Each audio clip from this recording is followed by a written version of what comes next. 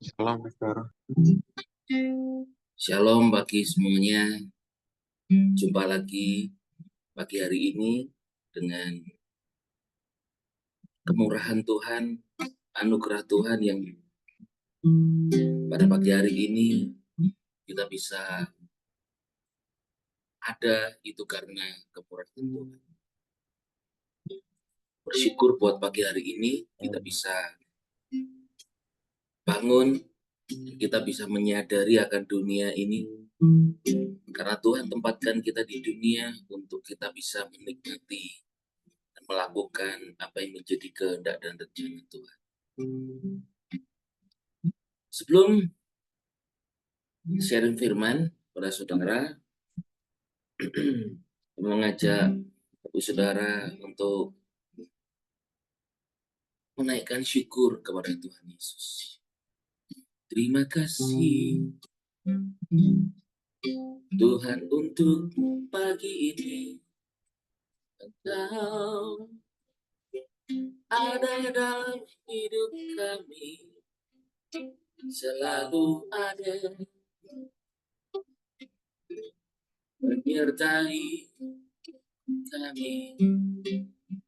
Terima kasih Tuhan Yesus.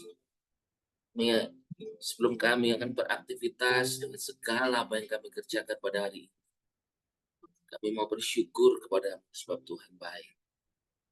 Dan kami akan melihat apa tuntunan firman Tuhan dalam kehidupan kami.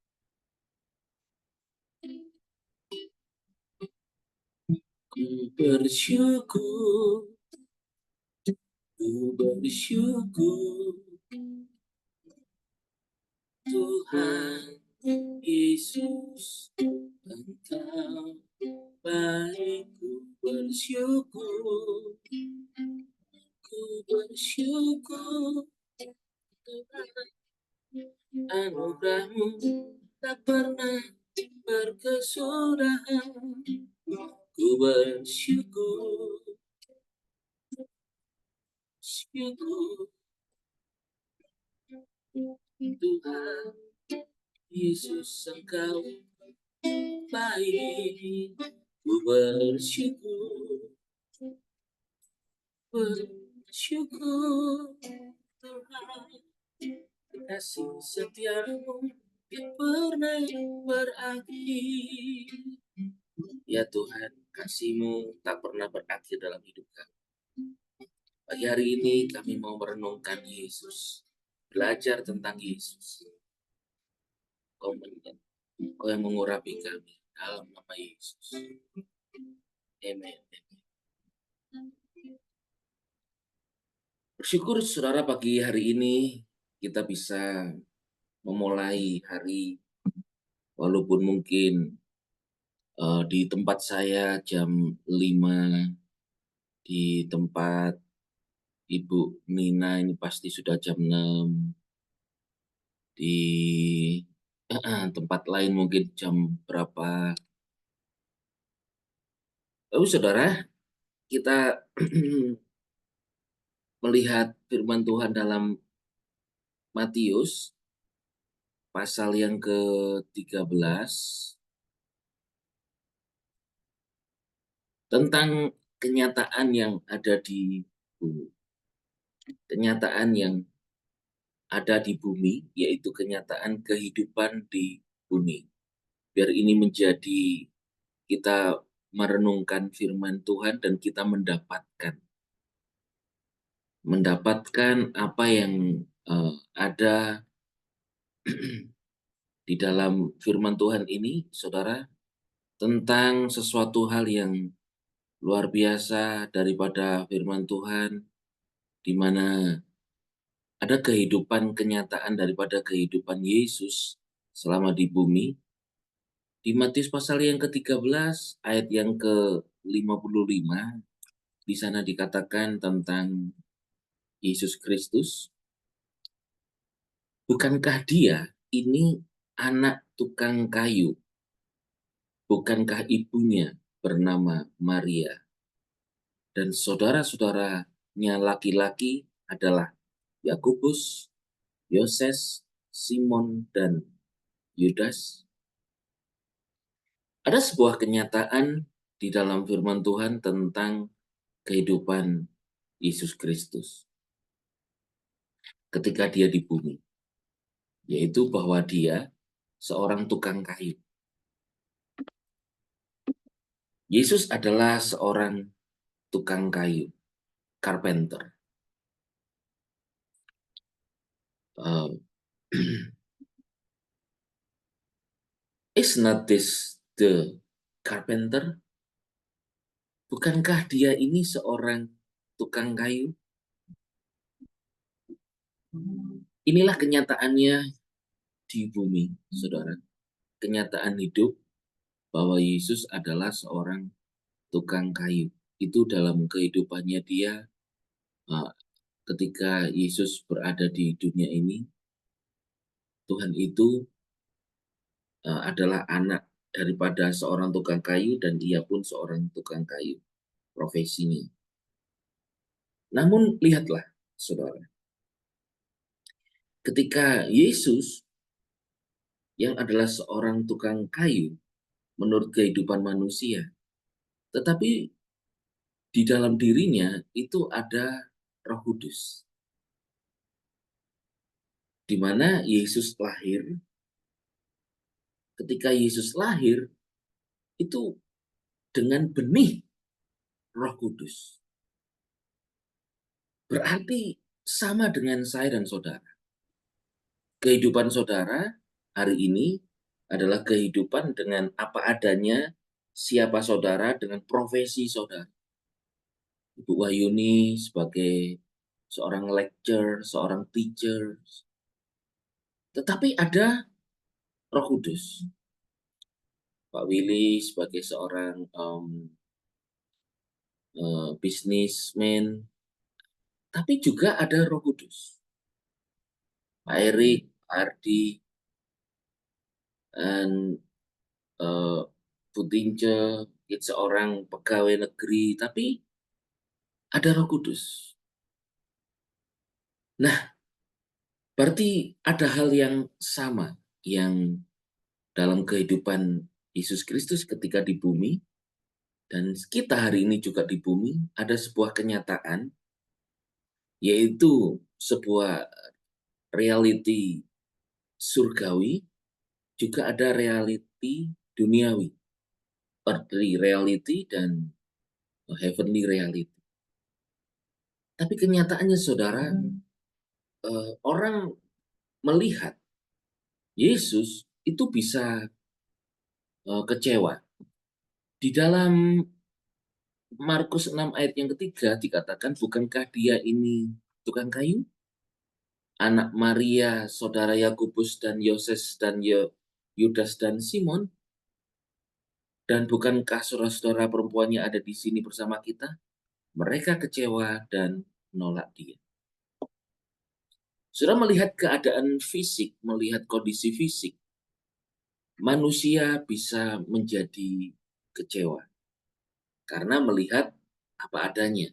Melihat apa adanya tentang kehidupan daripada Yesus Kristus. Kita pun bisa menjadi kecewa, saudara, ketika melihat seseorang, ketika melihat orang lain itu ternyata adalah manusia yang punya banyak kelemahan, dan kita menjadi difokuskan kepada hal itu, akhirnya kita menjadi rugi sendiri dan tidak bisa alami pertumbuhan. Untuk itu, saudara, saya mengajak saudara untuk supaya engkau memperhatikan yang tak kelihatan daripada yang kelihatan. Melihat yang kelihatan, Yesus Kristus itu seorang tukang kayu. Tapi sebetulnya yang tidak kelihatan di dalam diri Yesus, dia adalah seorang yang diurapi Tuhan, ada benih Roh Kudus di dalam diri. Jadi, saudara dan saya, kita mempunyai kenyataan, orang melihat kita itu sesuai kondisi dan profesi kita. Sesuai kondisi, sesuai keadaan, dan siapa kita. Tetapi orang tidak bisa melihat ternyata di dalam kita itu ada Roh Kudus. Mari kita deklarasi dan katakan bersama saya, aku manusia biasa, tapi di dalam diriku ada Roh Kudus yang luar biasa. 1, 2, 3. Aku Aku manusia manusia biasa, biasa, Aku manusia tapi di biasa, dalam tetapi diriku di ada dalam Yesus yang diriku luar ada biasa. Roh luar Kudus biasa. yang luar biasa. Amin. Nah, saudara, Roh Kudus di dalam diri Yesus ternyata membuat Yesus seorang carpenter, tukang kayu. Itu bagaimana saudara bisa mengubah karya daripada kayu biasa menjadi satu karya yang mulia. A carpenter, seorang tukang kayu, itu bisa membuat karya. Tentu kita melihat karya yang berkenaan dengan Yesus dari kayu itu adalah kayu dijadikan salib. Ketika kayu dijadikan salib, itu saudara, kemudian salib itu ternyata tujuannya adalah untuk memakukan penghukuman. Seseorang yang dihukum, seseorang yang bersalah, seseorang yang mempunyai pelanggaran besar di waktu itu, di zaman Yahudi, Israel pada waktu itu. Tukang kayu ternyata disuruh bekerja membuat kayu, dan kayunya dibuat untuk menjadi salib. Dan salib ini tujuannya adalah untuk memakukan orang yang bersalah, memakukan, menempelkan dengan kuat orang yang melanggar. Dan ternyata ketika Yesus disalibkan, itu yang pertama ya, seorang tukang kayu itu membuat kayu itu untuk salib. Untuk salib, ketika Yesus dipakukan di atas kayu salib, ternyata Yesus itu melakukan satu karya yang besar, yaitu penebusan. Di mata manusia, Yesus itu hanyalah seorang carpenter atau seorang tukang kayu biasa. Tapi ternyata yang biasa, yang nampak mata, karya seorang tukang kayu pada waktu itu yaitu salib, di mana salib itu untuk menghukum orang yang bersalah. Yesus dijadikan bersalah dan Yesus melakukan yang namanya penebusan. Di Injil Lukas pasal yang ke-24, Lukas pasal yang 24 ayat yang ke-21 dikatakan bahwa saudara, di Lukas pasal 24 ini adalah peristiwanya ketika Yesus itu mati, saudara, mati kemudian dikubur. Dan ketika ia dikubur, saudara, kita baca dulu di dalam Lukas pasal yang ke-24 sampai 20. Di ayat 20 sampai 24 dikatakan begini. Dan bagaimana para imam, kepala, dan para pemimpin kami telah menyerahkan dia ke dalam hukuman mati dan menyalibkan dia. Ini dia. Seorang tukang kayu membuat karya dari kayu, namanya salib pada waktu itu. Salib itu untuk seseorang yang diserahkan ke dalam hukuman mati dan disalibkan. Ayat 21, ini perkataan para murid Yesus ya. Ayat 21 dikatakan, semula kami berharap bahwa dialah orang yang akan segera menebus Israel. Tetapi hari ini sudah hari ketiga sejak apa yang telah terjadi saat itu. Saudara, mereka tahu nubuatan bahwa Yesus akan menebus Israel. Tetapi pada hari yang ketiga ketika Yesus mati, tidak terjadi apa-apa. Nah, ini proses. Mereka tidak sadar bahwa penebusan yang dilakukan Yesus di atas kayu salib itu untuk menggantikan posisi mereka yang seharusnya harus dihukum mati dan yang seharusnya mereka itu beroleh penghukuman karena dosa kesalahan mereka. Tetapi mereka tidak sadar bahwa apa yang Yesus lakukan itu buat mereka. Mereka malah nanya, tapi hari ini, hari yang ketiga, sejak hal itu terjadi, maksudnya gini, katanya mau menebus, kok mati nggak bangkit-bangkit? Pada waktu itu begitu. Karena salib itu berupa kematian. Tetapi mereka tidak tahu dan tidak sadar bahwa the carpenter sesungguhnya adalah Yesus. Yesus adalah ahli kayu, tukang kayu sebenarnya. Dia bisa mengubah karya tukang kayu biasa menjadi salib kematian. Akhirnya salib kematian di tangan carpenter Yesus menjadi salib penebusan, salib pengampunan, salib kemenangan, dan salib keselamatan. Yang mengerti katakan amin. Saudara, Amin. kayu. Manusia berkarya membuat kayu itu menjadi salib. Tukang kayu biasa, manusia. Tetapi Yesus adalah the carpenter sejati. Dia Tuhan. Karya manusia berupa salib dijadikan penghukuman kutuk kematian oleh Yesus. The heavenly carpenter. Oleh Yesus adalah the true carpenter. Ternyata diubah salib kematian menjadi salib kemenangan dan salib penebusan, salib pengampunan. Saudara, sama dengan saya dan saudara, kita manusia biasa. Tetapi sama dengan Yesus ada Roh Kudus. Kabar baiknya, setiap karya di hidupmu, engkau apapun profesi saudara, seperti profesi seorang carpenter atau tukang kayu di waktu itu hanya membuat kayu itu menjadi salib untuk menyalibkan sang penghukuman, tetapi yang dihukum adalah Yesus Kristus menggantikan kita, dan Yesus mengubah salib itu, salib penghukuman menjadi salib kemenangan, salib kematian menjadi salib keselamatan kekal. Engkau dengan segala karyamu, dengan segala panggilan saudara, siapapun saudara di dalam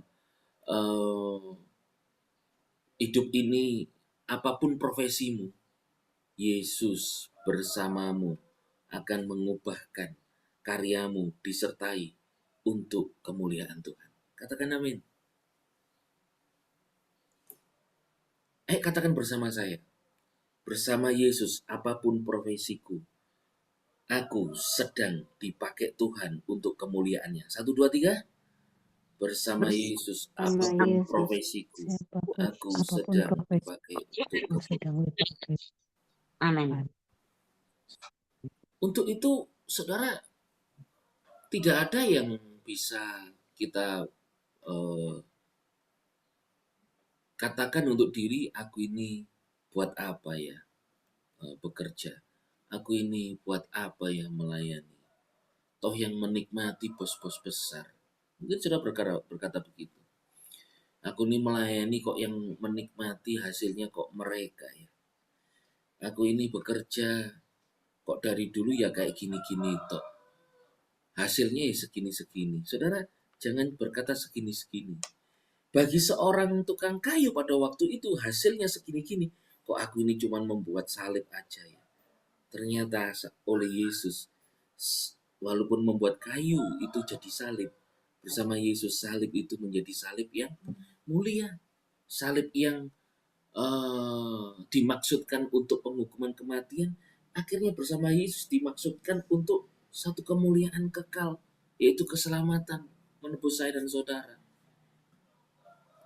Bersyukurlah untuk pekerjaan yang sedang saudara jalani dan saudara sedang kerjakan hari ini. Engkau sebagai pedagang, engkau sebagai guru kah, engkau sebagai bisnismen kah, kau sebagai karyawan biasa. Tetapi apapun itu, ada Roh Kudus di dalammu. Dan ada Kristus, Christ in you. Dia adalah the true carpenter. Dia adalah the true carpenter. Dia heavenly carpenter. Tukang kayu. Surga yang bisa mencetak, membuat hidupmu. Sekalipun harus melewati lembah kematian. Di sana ada Yesus yang mengubahkan, membuat kita alami satu hal yang, ini bukan biasa. Katakan amin. Itulah Yesus, saudara. Pagi ini saya sedang berbicara tentang Yesus Kristus. Untuk itu ayo kita bersyukur kepada Tuhan Yesus yang baik. Yesus Tuhan, bersamamu ku selalu aman dan tenang. Bahkan lakukan perkara yang besar. Yesus Tuhan, bersamamu selalu ada kekuatan baru, ada kemenangan. Haleluya, haleluya. Yesus, Engkau baik. Haleluya, haleluya. Yesus, Engkau baik. Itulah kebaikan kita.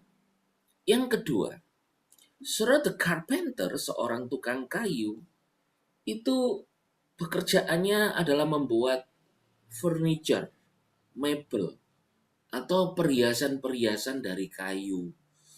Bisa untuk perhiasan atau untuk pajangan. Kemarin saya ke tempat jemaat itu, saya melihat meja kursi tamunya itu, wow, dari kayu jati yang kokoh kuat. Wah, ini pasti mahal ini, Pak. Lalu dia berkata, iya, kayu jati ini, dia berkata begitu. Kayu ini bisa bertahan kuat tanpa rayap itu sampai 3-4 generasi. 3-4 generasi. Kalau satu generasi umurnya 70 tahun, berarti meja kursinya Bapak ini untuk 240 tahun ini. Sampai cucu cicit. Iya, ini jaminan dari tukang kayunya begitu. Katanya gitu. Jadi untuk menjadi hiasan furniture. Mari kita membaca di dalam Roma. Apa kata firman Tuhan ketika kita sebagai, kalau hidup kita diilustrasikan sebagai kayu yang dibentuk, sebagai bejana yang dibentuk. Di Roma pasal yang ke-9 ayat yang ke-21 sampai 23. Saudara, jadi yang pertama tadi, pada hari ini, bekal untuk saudara hari ini, bekerja dan minggu ini adalah di mana saudara mungkin seperti engkau seorang tukang kayu yang bekerja melakukan sesuatu. Tetapi ada Yesus, sang carpenter sejati, heavenly carpenter, seorang tukang kayu surgawi, mengubah karya tukang kayu yaitu salib untuk penghukuman kematian menjadi salib kemenangan dan keselamatan kekal. Nah, itu yang pertama, itu salib penebusan. Yang kedua adalah seorang carpenter itu bisa membuat furniture untuk hiasan. Tapi kita melihat firman Tuhan, Roma 9 ayat 21 dikatakan, atau apakah panjunan tidak mempunyai hak untuk membentuk dari segumpal tanah liat yang sama menjadi sebuah bejana yang berharga ataupun sebuah bejana lain yang tidak berharga? Saya beritahu sama saudara, seorang tukang kayu pun carpenter, seperti seorang pejunan yang membuat bejana dari tanah liat, itu dia bisa menambahkan tanah liat yang lain untuk menjadi bejana yang lain yang lebih berharga. Saudara, adakah saudara yang hari-hari ini merasa engkau satu, biasa saja, dua, merasa tidak berharga? Kalau engkau merasa tidak berharga, seorang tukang kayu ketika membuat karya biasa, itu bisa menambahkan dengan tambahan kayu yang lain sehingga menjadi bentuk karya-karya yang luar biasa, yang menjadi lebih berharga. Satu single kayu menjadi tongkat, ditambahi kayu yang lain menjadi salib, yang satu vertikal, horizontal. Satu single kayu hanya bisa untuk memukul anjing, tetapi ditambah dengan kayu lain dibentuk sana sini menjadi kursi, menjadi meja, menjadi hiasan dinding yang bagus. Seorang tukang kayu biasa. Yesus the carpenter sejati. Hidupmu, saudara, mungkin hanya sesuatu seperti yang tidak berharga di dunia ini. Atau kau kurang berharga. Engkau membuat karya sepertinya tidak dihargai. Tapi bersama Yesus, Tuhan bisa menambahkan engkau dengan sesuatu yang lain. Mungkin saudara ditambahkan oleh Tuhan, diperlengkapi oleh Tuhan dengan talenta kah? Dengan orang lain kah? Orang lain tiba-tiba memperlengkapi, mensupport saudara. Kayak bulan ini, saudara doakan bulan ini, minggu ini saya diberi kesempatan untuk ke Manado. Manado di sana selain melayani juga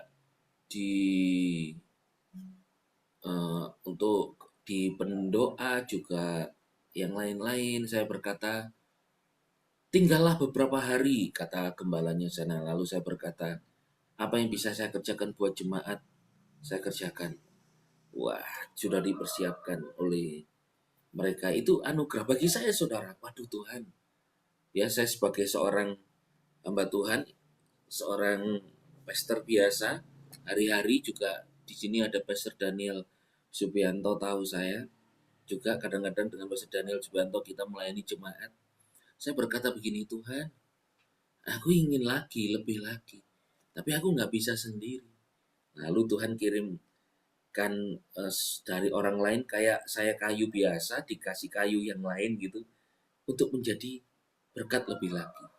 Lalu nanti minggu berikutnya saya ke Sumarorong, saudara. Dari Makassar itu 9 jam ya. Waduh, ke sana kok nggak ada temennya. Gimana? Lalu saya ngajak istri saya tuh, temani aku. Sudah. Nanti istri saya ikut, tapi kemudian, wah, mesti cari sewa mobil ini. Wah, tapi puji Tuhan ada rekan di Makassar langsung ngomong saya, Pastor, nanti tak kabari ya. Lu kan Sumarorong nggak ada penginapan, itu desa, pelosok.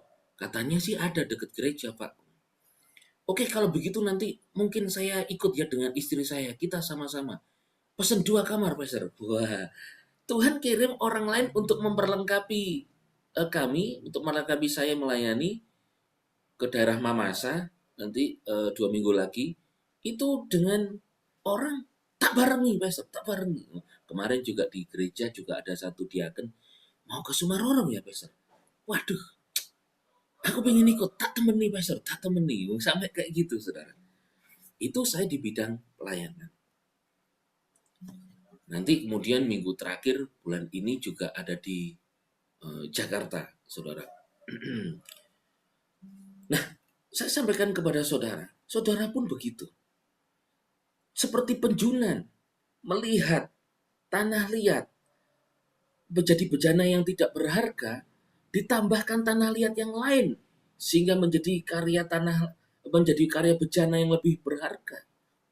Seorang carpenter, seorang tukang kayu, juga bisa menambahkan kayu-kayu yang lain menjadi satu karya mebel yang indah. Demikian pula dengan Yesus Kristus, sang tukang kayu yang sejati, carpenter yang sejati. Dia bisa menambahkan hidupmu dengan perlengkapan-perlengkapan baik rohani, spiritual, maupun secara kemampuan, atau ada pertolongan rekan kerja yang menolong saudara. Untuk apa? Menjadi alat kemuliaan, menjadi lebih berharga. Yang ngerti katakan amin.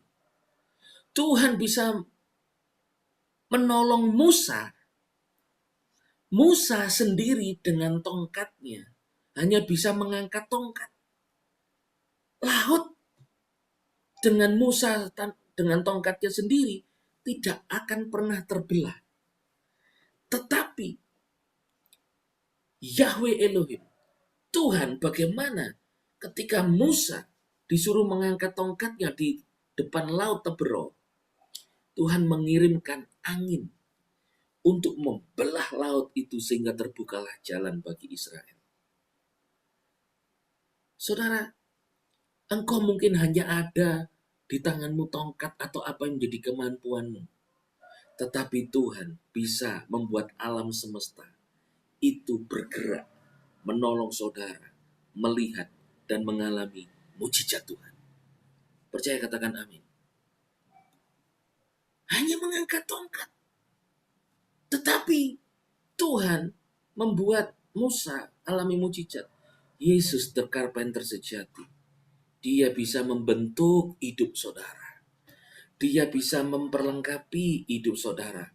Dari hanya bejana yang kurang berharga menjadi bejana kemuliaan Tuhan. Katakan amin. Ayo sekali lagi kita deklarasi. Bersama Yesus, aku dipakai Tuhan menjadi bejana yang mulia. 1, 2, 3. Bersama Yesus, aku jadi bejana yang mulia. Dipakai Tuhan menjadi bejana yang mulia. Luar biasa. Amin. Lihat, itulah Tuhan, seorang carpenter yang pribadi, tukang kayu surgawi, yang bisa memperlengkapi hidupmu. Karena seorang tukang kayu pasti tidak hanya membuat kayu hanya sebatang kayu, pasti dengan kayu-kayu yang lain. Nah, saudara juga oleh sang carpenter surgawi, yaitu Yesus Kristus, saudara diperlengkapi. Baik diperlengkapi dengan hikmat, kemampuan, skill, atau dengan orang lain yang dikirim untuk saudara.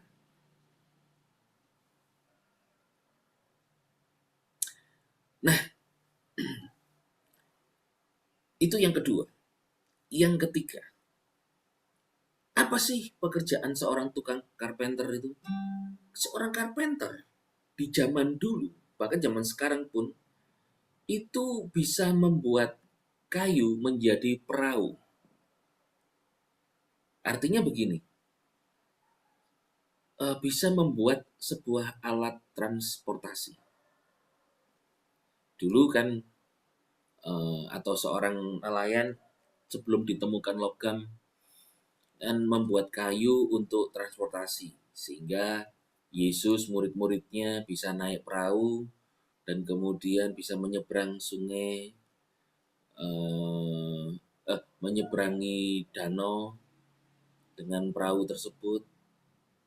Nah, untuk kemana? Untuk ketujuan. Saudara,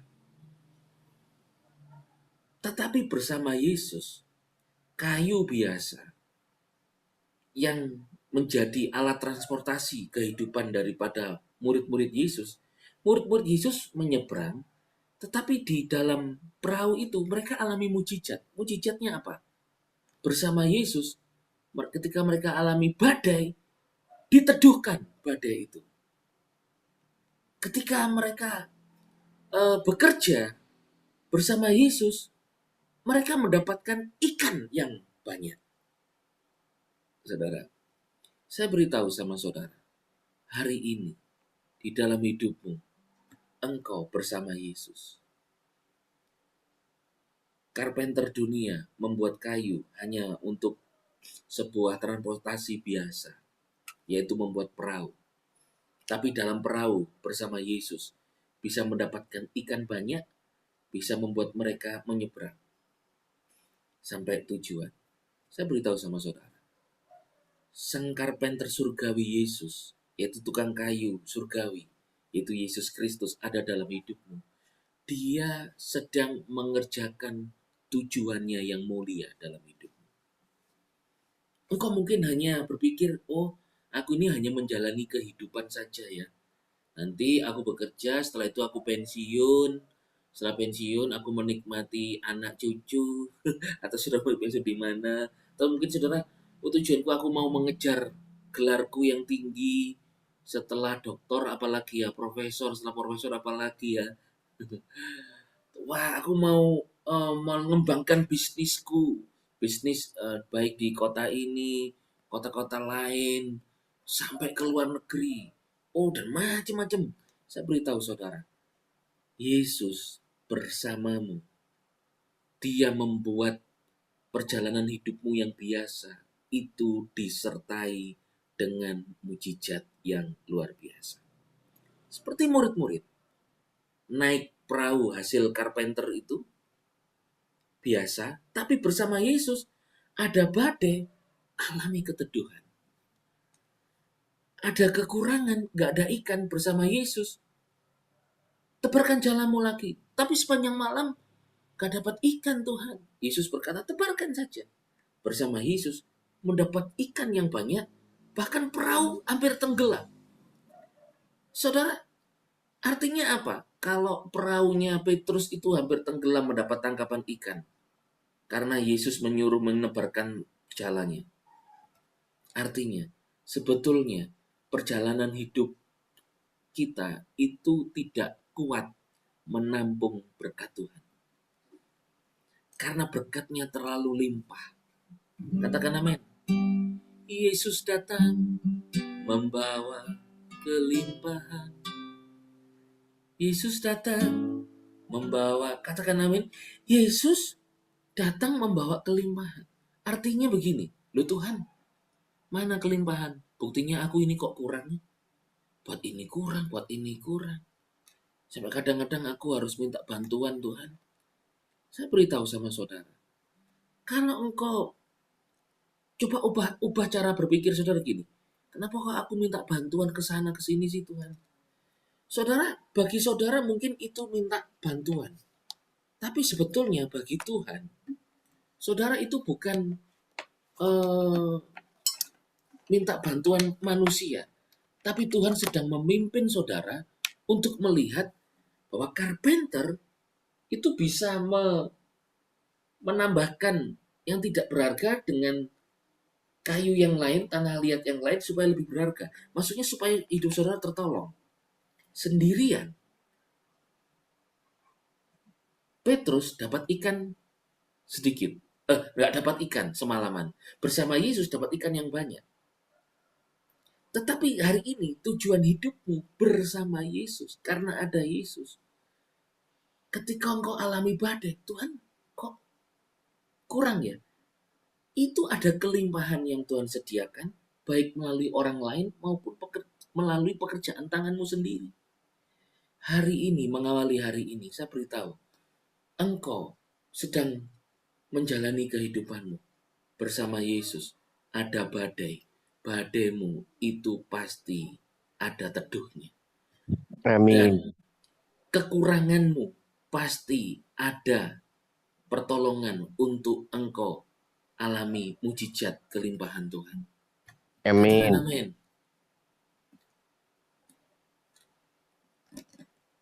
Di beberapa bulan itu kan saya berdiam di kota Malang, nggak kemana-mana. Lalu saya gini, Tuhan, aku pingin lagi pelayanan luar kota. Bulan ini saya alami kelimpahan luar kota, saudara. Bulan Juni ini, kan sering pergi ke sana sini. Kota 1, 2, 3, pulau 1, 2. Lalu, wah kok kelimpahan ya. Lalu saya ngomong ke istri saya begini. Waduh, aku mau izin sungkan aku. Izin ke gembala. Oh, ngapain sungkan? Ngapain disungkan katanya? Kan begini. Ya tapi kan di Malang kan juga banyak pekerjaan pelayanan. Ya tapi kan kamu juga melayani gitu, saudara. Seperti alami kelimpahan pekerjaan gitu loh. Saya mau beritahu sama saudara, Tuhan ketika hidupmu kelihatannya nggak dapatkan ikan sepanjang malam bersama Yesus, Tuhan itu mau menunjukkan aku senantiasa ada bersamamu, menyediakan yang terbaik bagimu. Katakan amin. Yang ketiga, tukang kayu biasa bisa membuat transportasi biasa, tapi bersama Yesus, transportasi biasa, perahu biasa, alami keteduhan badai, alami kelimpahan ikan. Hidupmu, ini bicara tujuan. Hidupmu hari ini dalam perjalanan hidupmu, ada Yesus. Jangan khawatir ada badai. Pasti Tuhan menyediakan keteduhan. Jangan takut ada kekurangan. Pasti Yesus sedang menyediakan kelimpahan dalam hidupmu. Percaya katakan amin.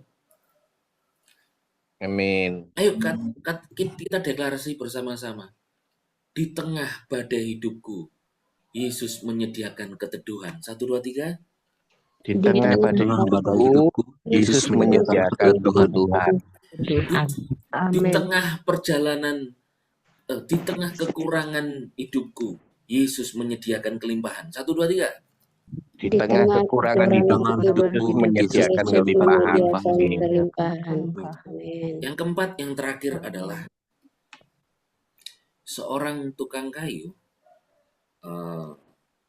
Nah, kita baca dulu ya di Efesus pasal 3.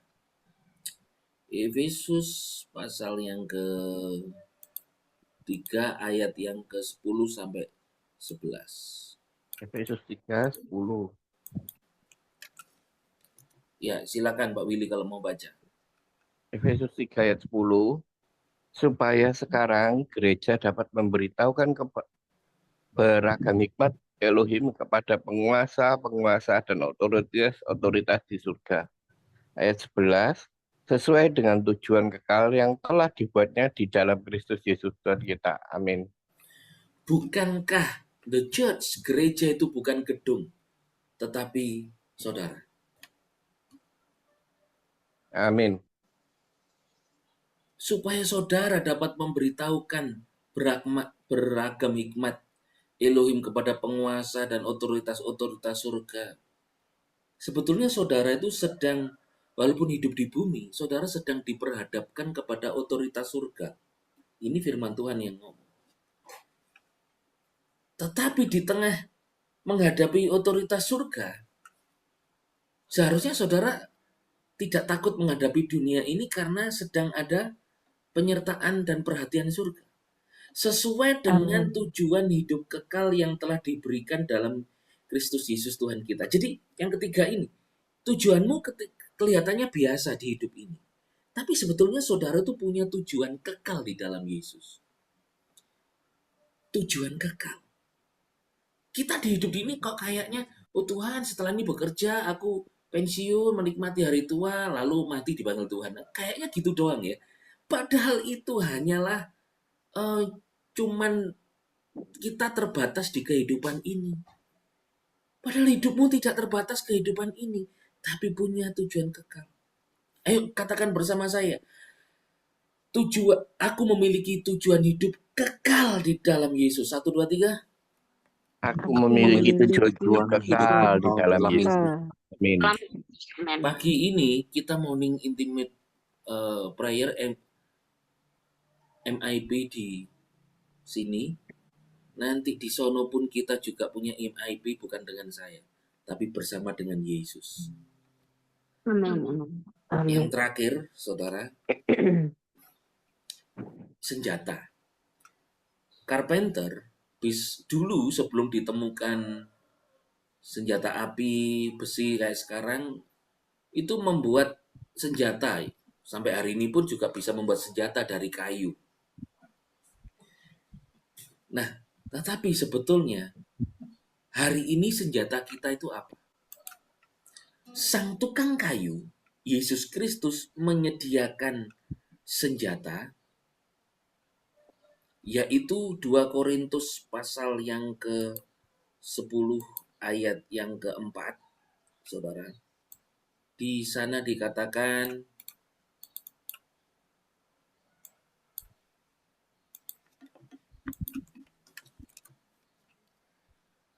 senjata, karena senjata perjuangan kami bukanlah bersifat jasmani, melainkan kemampuan dari Elohim yang sanggup menghancurkan benteng-benteng. Saudara diberikan senjata oleh sang tukang kayu surgawi Yesus, yaitu the mighty through God. Dikatakan saudara not carnal, but mighty through God. Satu kemampuan surgawi, kemampuan ilahi, yaitu kemampuan dari Tuhan. Kuasa.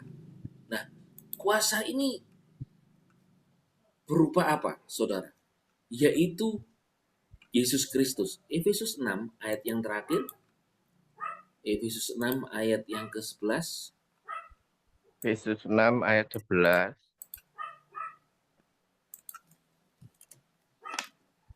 Pakailah seluruh perlengkapan senjata Elohim, agar kamu mampu berdiri teguh melawan tipu muslihat iblis. Amin. Senjata ini bersifat rohani. Iman, topong keselamatan, ikat pinggang kebenaran, kasut kerelaan. Sebetulnya senjatamu itu bukanlah membayangkan pakaian-pakaian besi, pakaian perang itu. Karena firman Tuhan berkata, engkau telah mengenakan Kristus.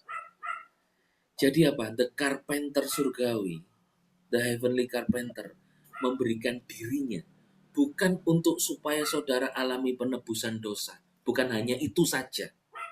Tetapi juga memberikan dirinya sebagai apa? Perlengkapan rohani. Sebagai empowering. Sebagai perlengkapan senjata. Senjatamu itu Yesus Kristus. Maka dari itu selalu, saudara, andalkan Yesus, ingatlah Yesus, utamakan Yesus. Put God first. Christ first.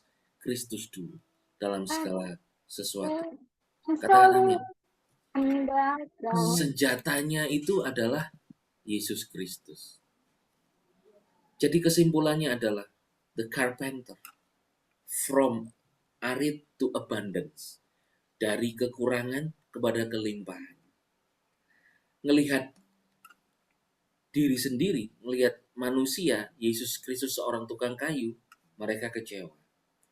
Tetapi sang tukang kayu sejati itu adalah Yesus Kristus. Hari ini bukan tukang kayu biasa. Dia tukang kayu surgawi yang sedang membentuk hidupmu. Yesus yang mengubah hasil tukang kayu salib biasa menjadi karya penebusan. Itu yang pertama. Yang kedua, seorang tukang kayu biasa membuat furniture sebagai hiasan. Tetapi sang carpenter surgawi membuatnya sebagai bejana kemuliaan. Yang ketiga, carpenter biasa hanya bisa membuat kayu menjadi alat transportasi, yaitu perahu. Tapi bersama Yesus, alat transportasi hidup kita ketika alami badai, dia datang untuk meneduhkan. Ketika kita alami kekurangan, dia datang untuk memberi kelimpahan. Amin. Dan yang terakhir, carpenter bisa membuat senjata dari kayu. Tapi bersama Yesus, dia memberi diri untuk membentengi hidup saudara, membela hidup saudara, mempersenjatai hidupmu. Untuk engkau alami kemenangan yang dahsyat dalam hidupmu. Amin. Katakan amin. Itulah kehidupan kita. Yuk kita naikkan pujian ini. Kemudian saya akan berdoa, dan kemudian nanti ditutup doa berkat oleh senior Pastor Daniel Subianto. Tak pernah ku ragukan janjimu, tak pernah ku takutkan hidupku, sepenuhnya percaya akan rencanamu terbaik bagi Ayo kita bersama-sama naikkan pujian ini. Haleluya. Tak pernah ku ragukan janjimu, tak pernah ku takutkan hidupku, sepenuhnya percaya akan rencanamu terbaik bagiku.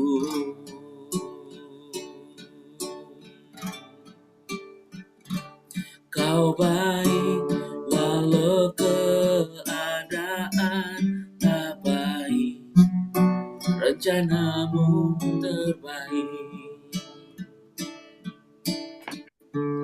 Kau baik walau yang kulihat tak baik, rancanganmu terbaik. Kau baik walau keadaan tak baik, rencanamu terbaik. Kau baik walau yang kulihat tak baik, rancanganmu terbaik. Haleluya.